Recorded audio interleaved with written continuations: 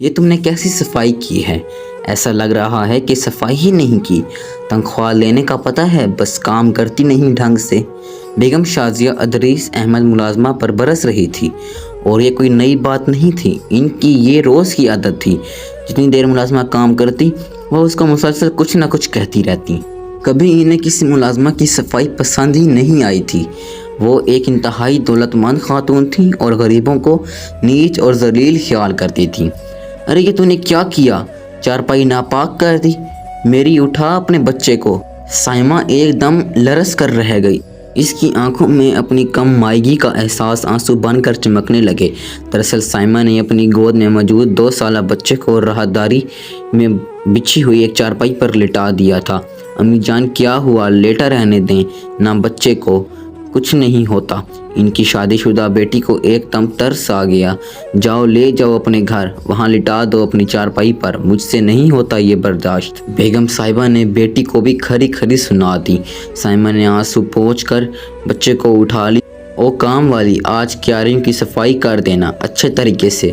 بیگم صاحبہ سائمہ کو حکم دے کر کمرے میں چلی گئیں۔ سائمہ لفظ کام والی سن کر تڑپ کر رہ گئی تھی، جانے کیوں اسے اس الفاظ سے چڑ سی ہو گئی تھی۔ اس کی وجہ یہ بھی تھی کہ حالات کو ہاتھوں مجبور ہو کر وہ زندگی میں پہلی بار کسی کے ہاں ملازمت کر رہی تھی۔ اپنا نام صرف کام والی سن کر وہ تڑپ جاتی تھی۔ ایک بار اس نے بیگم صاحبہ کا اچھا موڈ دیکھ کر ان سے درخواست کی کہ وہ کام والی کہنے کی بجائے اس کا نام لے لیا کریں۔ ہائے ہائے، بڑے پرپرزے نکل آئے ہیں تم ملازموں کے، کام والی نہ کہوں تو میڈم کہوں۔ وہ ایک دم برس پڑی اور سائمہ نے خاموش رہنے میں ہی عافیت جانی۔ سائمہ کو اس دوران کسی اور جگہ ملازمت مل ہی گئی۔ اب اسے قدرے سکون محسوس ہوا۔ یہاں اسے کام والی کہہ کر نہیں پکارا جاتا تھا، بیگم صاحبہ اسے نام لے کر پکارتی تھیں، اور ان کے بچے اسے خالہ جی کہا کرتے تھے۔ بیگم صاحبہ اسے یا اس کے بچوں سے گھن نہیں کرتی تھیں، بلکہ اس کی دل جوئی کرتی تھیں اور وقتاً فوقتاً اس کی مدد بھی کرتی رہتی تھیں۔ آج اسے یہاں کام کرتے ہوئے 12 سال ہونے کو آئے تھے۔ سائمہ کام سے فارغ ہو کر گھر جانے کی تیاری کر رہی تھی کہ ایک برقع پوش خاتون اس گھر میں داخل ہوئی اور بیگم صاحبہ سے ملازمت کے لیے کچھ بات چیت کرنے لگی۔ بیگم صاحبہ کو چونکا، اس وقت کسی ملازمہ کی ضرورت نہیں تھی، اس لیے انہوں نے انکار کر دیا، مگر اس کے کچھ مدد ضرور کر دی۔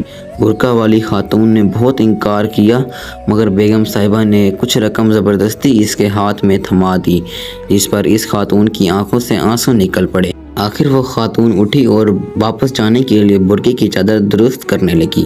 اب سائمہ کی نظر اس کے چہرے پر پڑی تو وہ دم بخود رہ گئی۔ اسے اپنی آنکھوں پر یقین ہی نہیں آ رہا تھا۔ یہ وہی عورت تھی، وسیع و عریض کوٹھی کی مالکن، غریبوں سے نفرت کرنے والی اور گھن کرنے والی، ملازموں کو نیچ خیال کرنے والی۔ سائمہ اللہ تعالیٰ کی قدرت پر حیران تھی۔ آخر وہ اس عورت کے ساتھ ہی باہر نکلی۔ سنیں، سائمہ نے اسے پکارا۔ وہ چونک کر مڑی۔ سائمہ چونکا نقاب میں تھی، اس لیے وہ اسے نہ پہچان سکی۔ آپ کو ملازمت کی ضرورت ہے؟ میں آپ کو ایک گھر میں ملازمت دلوا دیتی ہوں، سائمہ نے ہمدردانہ لہجے میں کہا۔ وہ خوشی سے اس کے ساتھ چل دی۔ سائمہ اس سے لے کر ایک بڑے سے گھر تک آئی اور دروازہ کھٹکھٹایا۔ کچھ دن پہلے سائمہ کو اس گھر سے ملازمت کی پیشکش آئی تھی، مگر سائمہ اتنی اچھی جگہ سے ملازمت چھوڑ کر کہیں اور نہیں جانا چاہتی تھی، اس لیے اس نے انکار کر دیا تھا۔ اب وہ 12 سال پہلے والی اس بیگم صاحبہ کو یہاں ملازمت دلوانے آئی تھی۔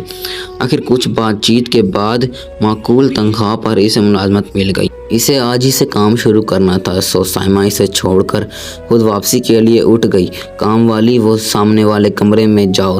سائمہ ابھی دروازے تک ہی نہیں پہنچی تھی کہ اسے اپنے پیچھے گھر کی مالکن کی یہ آواز سنائی دی، تو 2 آنسو چپکے سے اس کی آنکھوں سے نکل کر نقاب میں جذب ہو گئے تھے۔ یعنی یہ آنسو 12 سال پہلے کا واقعہ یاد کر کے نکلے تھے یا بیگم صاحبہ کے ساتھ ہونے والی مکافات عمل پر۔